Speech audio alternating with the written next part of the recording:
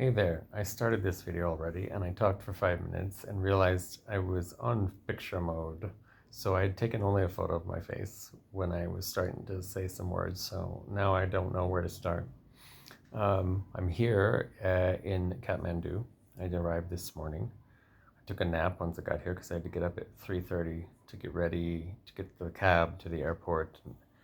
It was very early morning and I didn't get to bed till late, so I didn't get much sleep. So I took a little nap and then I went into town I had the hotel guy book me a motorcycle and I rode in on the back of this young guy's motorcycle to see Kalabhairav, a big famous one. He's smiling. There's a lot of energy there. It's in the ancient part of town called Durbar Square, where a lot of the architecture of the buildings mostly looks that Chinese, that ancient kind of curly. If you can look at my Instagram, you'll see the video or the pictures from that area, and you can understand what I mean. But I think most of you might figure it out. So I have been coming here almost every year. At first, it wasn't because I liked it. It was because I wanted to come somewhere new, because I did not have a good experience in Sri Lanka when I went for my visa run. So it became a necessity that it's part of my visa experience. I have to leave the country every 180 days and come back. I am allowed to come back after 24 hours. So I started coming here and staying a little bit of time. Last year, I ended up staying something like 9, 10, 11 days because I applied for the visa when I was gone and I had to wait for it to get approved before I could go back. So it was a very big, but it was really great. I had a great time. That's what made me fall in love with the place. I was already kind of in love with the place. Pashupatinath temple is where they celebrate Shiva. Pashus are animals. Pashupatis are the caretaker of the animals. So like holding the animals into your heart. Nata goes with the Nat tradition. Has to do with, it means Lord. So the Lord of the animals. It's got a lot of energy, a lot of power here. There's also a Shakti Peeth here, which is very interesting, because not very often is there a place considered, I don't know if it's the Jyotirlinga here or not, but it's a very powerful place that a lot of Hindus come from India to on yatra, pilgrimage for. And if you're in the property of the Pashupatinath temple, the Baghamati River is there, and then there's a hill, and you walk up the stairs and you walk through a bunch of these small little Shiva Lingam temples, and then you go down the hill on the other side, and there's a Shakti Peeth called Guyashwari. Guya means secret. So there are many worshippers formally, I don't know, her worship is not as far spread as it might have once been. But the east of India and in Nepal, Guya Kali is very popular and worshipped. There's a couple temples in West Bengal that are very famous.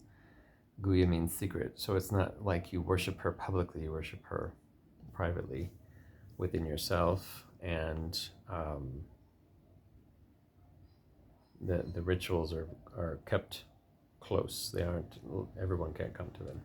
So in 2022, on my first trip here, Guruji got me these, and these are the actual size of Panchamukhi Rudraksha should be. The other ones that are like this, these small ones, are all created in Indonesia. And not created, I shouldn't say that. They're grown just like seeds, just like the seeds are here. But they have trained the trees to grow everything smaller so then they can make malas. So if you have a Rudraksha mala and it's the small one, it is from Indonesia, not Nepal. And there are some authentic Rudraksha trees in Varanasi. You can find some authentic ones. Guwahati in Assam, you can actually find some. They give the fruit and you dig the seed out of the fruit, or you can eat it out if you want to. And then you clean it yourself and then you can have them. And they're all larger. The ones I got from Kashi, from Varanasi, are a little bit smaller than this, but they're still authentic ones. I had the guy look at them before, the guy here. They will happily tell you which ones are not. And they carry Indonesian ones here, but they carry them, a very high quality of them. And because japa mala, you can't do japa with this. You can, but it's huge and it's hard to do. So Navaratri starts today. It began like technically last night at dark. So they'll have celebrations tonight and pujas tonight at the Shakti Peeth here. So it's very busy here. The streets aren't terribly busy. And, last week and the week before, there's a revolution happening with a Gen Z bunch of people not being heard. And they never bothered the tourists. They never bothered the tourist attractions, the temples and stuff. They were just bothering the government because they wanted to be heard. So it wasn't really affecting anything to do with my visit. I made sure of that before I came. And so I've been wearing these because I'm here and this is where they come from, and it kind of feels like I have to wear them. So tomorrow when I go to the temple and I sit and do my sadhana at the smarshana, I'm going to wear them for sure. There's also an Agori ashram here. Ramnath Agori was quite famous, and if you want, you can look him up and you can see he was an Indian, but he ended up kind of settling illegally in Nepal and got in trouble a few times. But he had a strong set of teachings about the energy and about doing all the practices in nature, because the energy of nature helped with the energy of the practices to get you into a deeper place. So he got to be pretty well known. And until I think the 1990s, Tyaginath, which was one of his direct disciples, was still alive and living here. It might have been a little bit later than that even. So there's it's a very tiny ashram right on this smarshana. So it's still active though. There are actively people here who are taking care of the ashram and doing sadhana. So there's a lot of authenticity here. There is a lot of sadhus here also who live in caves. And what the government did was they took the caves and closed them off, put windows and doors and locks, and gave them to the sadhus so they have a little bit of protection. They also wired electricity in there so they can, if they need to have a phone, they can have the phone, or if they needed, light or whatever they wanted to have, they can have it. So there are a lot of sadhus here as well. It's pretty strong, energetic place, which is why I'm very happy to come here. The first trip I wasn't terribly happy, but that was because I found out they weren't going to let me in the temples, and I was a little irritated with it. But the next trip, which was about 6 months later, I had to come for my visa run, and I ended up having a great time. And then last year I had the great experience because I met a lot of sadhus and got to hang out with them and learned some things. And I discovered the Agori ashram last year too. So what am I telling you all this shit for? I'm not quite sure, other than that I want to elucidate to a lot of people one thing. There is so much going on within the yoga community right now, and I don't mean just the yoga, I mean the Ashtanga yoga community. One thing that is very prevalent in the yogis, sadhus are yogis, tantric people are yogis, natas and agoris are a form of a yogi that take yatras. Yatra means pilgrimage. So if you have a lineage, like your guru has strong ties to a set of teachings and his guru, and he can tell you about him, and he can tell you about the next, like creates what the Kundalini people used to call a golden chain. I guess they still call it that, but I'm not part of them very much anymore. The golden chain, because it's coming from here and it leads you back in time through continued lineage. It's very important to have that. But it doesn't happen very often these days. So if you have a guru that has that, and there are ties to a certain location, or say the samadhi of one of the lineage holders, you could go to that place also, then take a yatra and find find that holy spot and find that energy of that holy spot and let it come into yourself and realize that that energy that you're calling a holy place is from here anyway. It's already there. And eventually then you don't have to do that anymore. The idea is you don't have to take a yatra outside yourself. The yatra is really inside yourself. But you have to get to a certain level of going to these places to realize and discover that that energy is already within you, that you don't have to go outside to find it. But it is very much a part of most yogic lineages. Let's use Ashtanga Yoga for an example. Ashtanga Yoga was Sharat Joyce, his mother, Saraswati, Patabi Joyce, Krishnamacharya, Rama Mohan Brahmachari. You could ideally go to any of those places and visit them, like where Krishnamacharya lived, where Patabi Joyce used to live in Lakshmipuram. You could even go to his village Hassan, Kaushika, which was in the Hassan district, a couple hours from Mysore. I did that one year. Many people who were practicing Ashtanga Yoga for a long time, or very deeply and seriously, even for a short time, began coming to Mysore as a form of a yatra. There's a lot of, I won't say negativity, because everything happens the way it's supposed to happen, and it's happening for a reason. So to me, it doesn't feel or seem so negative in that way, like a deliberately being a negative, putting negative vibes out there. What's going on right now within the community? It's not inherently negative, but I have to believe that it's happening for a reason. And in that way, it can become a positive experience in the long run.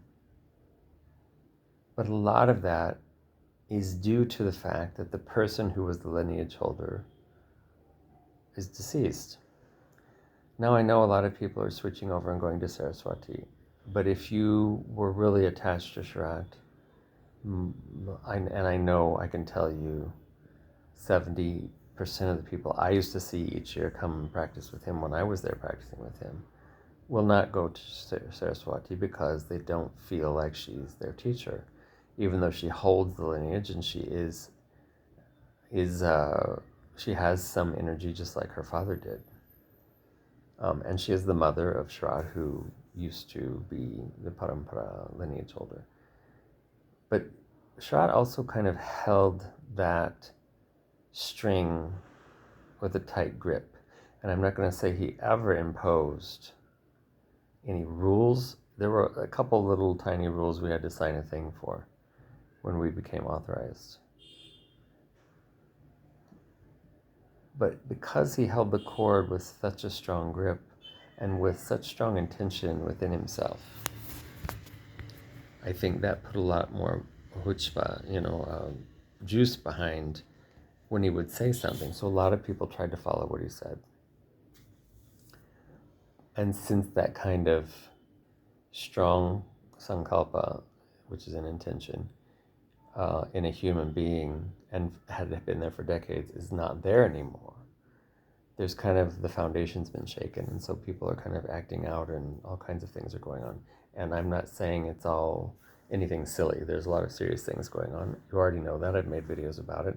Many people have made videos about it. You can watch it anywhere. I'm saying that because that person who was the head of that is not there anymore, it's kind of allowed the strings to go slack. And so there's a little bit uncontrollable kind of things happening. And it could be that way, the same for me when Guruji dies, my guru. When he passes, leaves his body, maybe I'll feel shooken up too. His guru died in 1993 and I never met her. He had a few other gurus that were part of the lineage also, that he learned some different things for, and they're all deceased. So I never got to meet them. All I get to do is hear stories about them. So I don't have a strong attachment to most of them. I do have a big, strong feeling toward my Amma, who he calls his first and most important guru. She was an Avaduta and had a lot of energy and had a lot of stories and a lot of mythology around her and her life, and you can Google and look up a lot of that if you want to. There's some dedicated websites to it. And her samadhi is in Salem, Tamil Nadu.